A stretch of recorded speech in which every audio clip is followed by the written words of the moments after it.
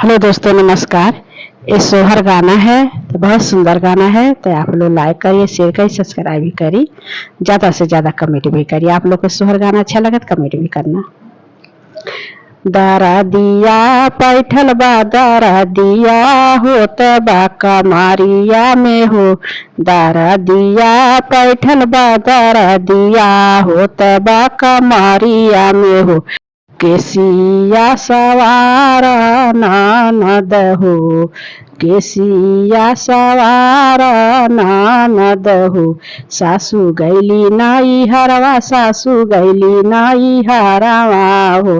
सासू के बोलावा नानद हो, केसिया सवार नानद हो, केसिया सवार नानद हो। कमर में होत बा दरा दिया पैठल बाट, दरा दिया होत बाट न हो। ये मुसीबत में सैया छोरी के गईल विदेशवा न हो। ये मुसीबत में सैया छोरी के गईल विदेशवा न हो। सैया के बोलावा पिपरी पिसावा, सैया के बोलावा पिपरी पिसावा हो। केसिया नानद सवार न हो, केसिया नानद सवार न हो। सैया विदेशवा गईल बाट, सैया विदेशवा गईल बाट, सैया के बोलावा न हो, सैया के बोलावा न हो। ननद के सिया सवार न हो, ननद के सिया सवार न हो।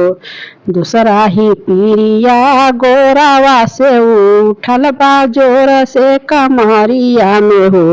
दूसरा पीरिया गोरावा से उठल बा जोर से कमरिया में हो। देवरू के कहली दवैया ने नाही ले आइल न हो। देवरू के कहली दवैया ने नाही ले आइल न हो। देवरू के बोलावा पिपरी पिसावा नानद हो। देवरू के बोलावा पिपरी पिसावा नानद हो। केसिया सवार नानद हो, केसिया सवार नानद हो।